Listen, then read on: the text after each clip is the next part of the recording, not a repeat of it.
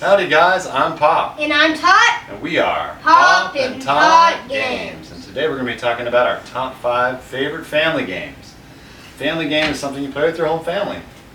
Grandparents, parents, kids, aunts, uncles, cousins, everyone in your family can get together and play a game. The rules are pretty easy, very light. The game plays usually pretty quick. So fairly fast turns. Approachable, easy to learn, easy to play. Everyone pretty much can jump in pretty easily. So, and with kids, we're kind of looking at over the age of 6, somewhere in there. So, yeah. So to kick it off, Isaiah, why don't you give us your number 5? My number 5 is Trekking Through History. This is a very fun game. You have these cards, these time cards. They have different times, if you can see up there, and and you try to get the earliest, and then you try to make the longest track. You try to get to 7, I think, to get 20 something points. And you have Ancestors, which is a wild, but there's this time clock, if you can see here too, and that means your time is over. So everybody can be done, but somebody's still going over and over and over. Somebody can go 3 times in a row because, as I said, the time clock. Well, if somebody is far back in time than you, then they get to go again and again until they get ahead, and then somebody else goes. So it's really fun. And it's a good family game because it's not too hard. It's pretty simple.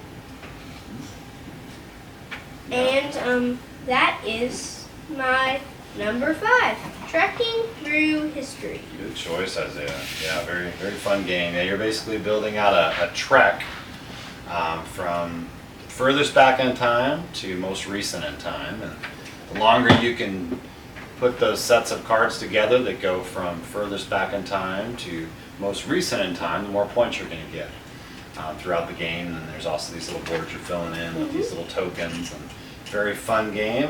So yeah, great choice. My number 5 is In the Footsteps of Darwin.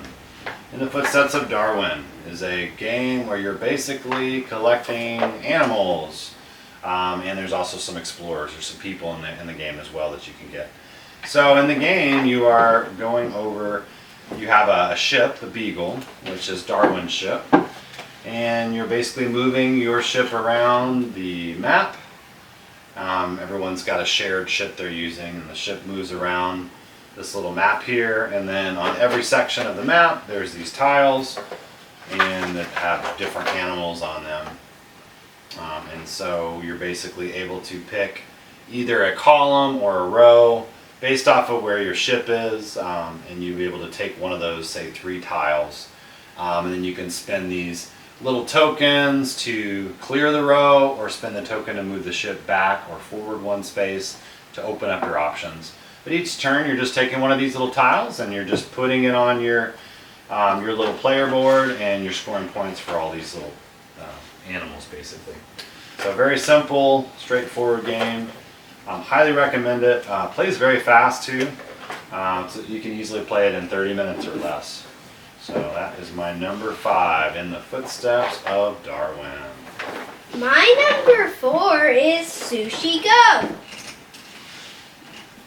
It is a very fun game. And also, we have the limited edition, which my number 4 is Sushi Go limited edition. The anniversary? Yeah, 10th anniversary, and it is limited because it's so cool. I like the strawberry desserts. It comes with this squishy bun, and it also comes with this boat, comes with a flag, bowl, and a flag. And then it comes with these nice little plates. Helps you keep track of your points? Yeah, it does. And then this is even cooler too. You can just bring this box. The cards come in its own little box. It's so cool. Classic game. Yeah, they've had very classic. They've had like 3 versions. But then inside, Mm-hmm. there's a whole nother layer. Yeah, that's a whole nother layer. There's double, and then this is what I just pulled out. It's a nice insert. Yeah. So, and also, there's a 2-player mode added to this. It's Sushi Go Duel. It's a fun, it's a very fun game. And the quality of the components are good. Let me show you a card. I got some out. Yeah, these ones. In the back. Look at the back. It's so just Yeah, it good. has a cool little code. Ooh, reflective. and look at these. If you can see it in the camera, it's like holographic or something. Very nice. Yeah, this is the souped up version, the anniversary edition, which we really like. This game's been out for actually 10 years as of last year. I believe this game came out. There is only 10,000? 10,000 copies, and this is the 399th copy out of 10,000. So that's not that much copies for board games. Good choice. Yeah, very fun. Yeah, that's my number 4, Sushi Go. Yeah, fun card drafting game. Yeah, very simple, easy to teach, fast plays, 3 rounds of drafting goodness, where you're just getting points from all these cards. So, very good choice. All right, my number 4 is Cascadia. Cascadia is a game where you are building these nature tiles. You're putting these different tiles together that represent different biomes, different parts of nature. You have your tundra, you have your grassland, you have your ocean for all these little tiles, and you're basically picking these tiles and you're building out your own little globe of environmental tiles in front of you, basically little tableau tiles. And basically you have a biome, you have a location on the tile, and you also have an animal. So like you might have a fox, you might have a bear, you might have a deer. And then each one of these animals will score points based off of a certain condition in the game. And so you're trying to get the right animals in a certain pattern so that you can score the most points from that animal. And then you also get points for the biomes themselves. If you have the most, say, of like the ocean area, you'll get a bonus at the end of the game for having the most. So you're getting points from a combination of the animals that are on your tableau in front of you, and then these biomes, the locations for where those animals live.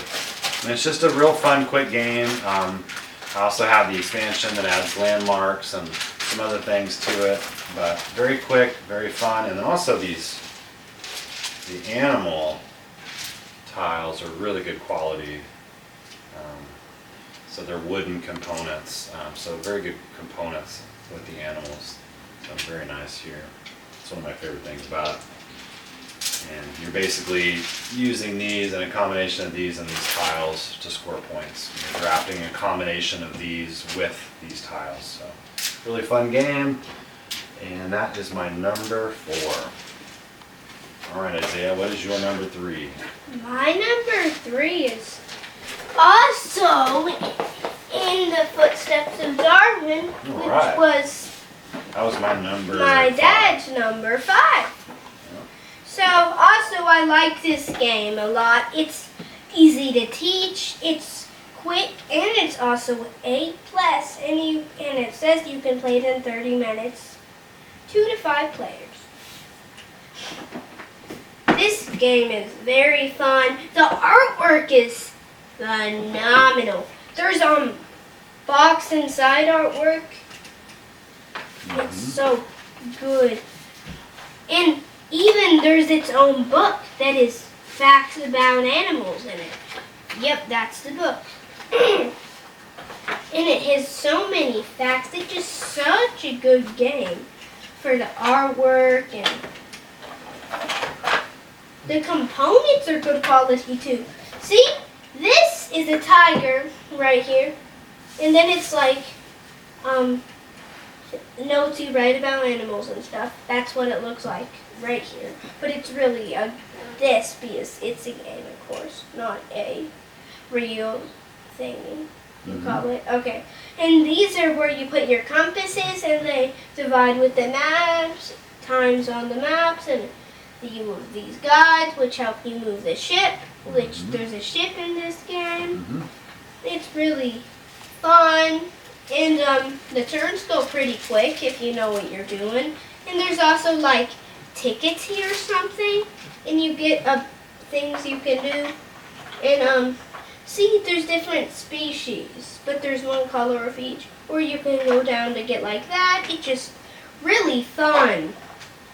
And those are the theories. You get points These for are theories. theories. I said these were tickets, but they're theories. And you put them right here. They like match. Here's the ship. And the ship, it's good quality too. It's laser printed, I believe. Yeah. Not put on by a sticker. That's what it looks like. Yeah, but it's not sticker. It's definitely laser. It looks really good. Yeah. Cool. And also the sides of the box of artwork. See? And then so does these sides. Yeah, beautiful artwork. All games have side artwork, but this is super good artwork. Look, and like as I showed you earlier, the box inside artwork, it looks like it's sketched from a pencil. It's really good looking, and if you can see right here, it's like they're writing in a book about the different animals and ants up there. It's really good. That is my number 3. Number 3, good choice. Yeah, we play. And the Footsteps of Darwin. We played this one a lot. It's really fun too, yeah. And with some help, you can play it with younger children too. If you help them out a little bit. My sister is 5, and I play. She can play it. She just needs a little help. But if their attention span isn't that good, then this. Well, but the turns are quick. I think this one's one of her better games to play. Yeah, it's so is Sushi Go, as I mentioned earlier. It's a quick turn, so that is my number 3, In the Footsteps of Darwin. Awesome. All right, my number 3 is Star Wars: The Clone Wars. This is a pandemic game, basically. It's in the pandemic system. So they take a lot of the core mechanisms from the pandemic series and they put it in this game. Instead of it being a virus you're trying to eliminate, in this case you're eliminating droids off the map. And then there's also a villain that you're fighting, and so you have basically the objective is cooperative, so you're playing with 2 to 5 players in this game to eliminate the droids off the map so they don't overrun the map, and then you get all the threat goes up, and if you have 7 threat, you lose the game. So you try to manage that threat throughout the game, make sure it doesn't get too high, and then once you complete these objectives, and what's cool is you can scale the difficulty. So if you do like 2 objectives, it's like really easy, 3 is average, 4 is hard, and 5 is like really hard. That determines how difficult the game is, because you can't fight the villain permanently, you can't defeat the villain until you've completed all of your objectives in the game. Last time we played with 4 objectives, and that was very challenging. 3-player game with 4 objectives. We were able to wipe out all the droids and kind of keep that threat down, and we wound up winning. That's really fun. I love how you can scale it. And then every character has every hero, you get to play one of the Jedis in the game. They have a special ability that's unique, and that's fun to be able to utilize that ability throughout the game. So if you like Pandemic, if you like cooperative games, if you like Star Wars games, I think you would like this one. So Star Wars: The Clone Wars, my number 3. My number 2 is Star Wars: The Clone Wars. All right. This is a fun cooperative game, as my dad said, because it's so fun. And they rated it wrong. If I might tell you the box 14 up, no, it's not 14 and up. For me, it's more like 8 and up, but for other kids, more like 10 and up. Yeah, I think or 10. something. I think 10 for most kids, especially because you can have the parents help the kids. with Yeah. it. That's why I feel like that's not That's too why it's cooperative. It may be like, for me, it can even be like 7. Yeah. Depends on the kid, Mhm. but the parents can help the kids. And there's standees for it, miniatures actually, Mhm. not standees. Yeah. They're cool Yeah, miniatures. yeah. They have lightsabers. I'll show you. Yeah, you go pull out some stuff. And this is the villains. This is Darth Maul. We fought I can see him that. last time we played. We fought him, Darth Maul, and we won. He's hard because he has this power, and his power goes up, and then the threat goes up. Mhm. And this is General Grievous. When each villain has a different strategy they utilize to try to defeat you, which is Mhm. really fun. Trying to get the Jedi's out. So these are the Jedi's. Here, let me get a little closer here. I can see it. Really good miniatures. This is the board. It's huge for me. This is the board. Yeah. You can see some of it. Here, I can hold it up. I think I can hold it all so you can see it. And if you can see on the sides, they tell you where to put stuff. And they have their each villain deck. And each of them has a card. Planet Under Siege. Each of them has a card like this. It's annoying. Well, instead of going too into the gameplay, what do you like about it? Since you're not really talking too much about the rules. So what do you like about the game? Well, it is fun. It's cooperative. I like cooperative games. And it's pretty quick for a cooperative game. Castle Panic, with the Wizard Tower expansion, takes like 1 hour and 20 minutes. Yeah, it takes over an hour, I think, that one. So it's really fun. That is my number 2, Star Wars: The Clone Wars. Awesome. Yeah, it says 60 minutes on the box. It's valid. I think maybe it takes longer if people are still learning the game, but you can easily knock it out in an hour. All right, good choice. Okay, well, my number 2 is this giant box. Ticket to Ride. Another anniversary edition. This is the 15th anniversary edition. The Europe map. Beautiful components. This is my favorite version of Ticket to Ride, although I like a lot of the maps. I think I like this version overall because it comes with all the trains, comes with a beautiful map, everything's deluxified, upgraded.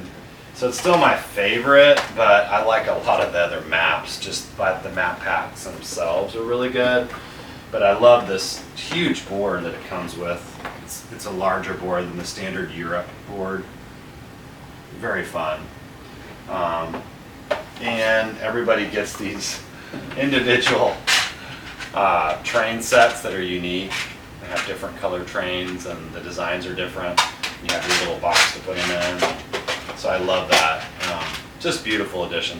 If you're going to get one edition of Ticket to Ride, this would be my recommendation. If you know you're going to like the game, because it's obviously a little more expensive than just the standard version, but pretty reasonable overall for what you get in the box. It's not a super expensive game by any means, but it's more pricey than the retail kind of standard version. So yeah, so I think everybody probably has heard of Ticket to Ride, maybe if you're a board gamer.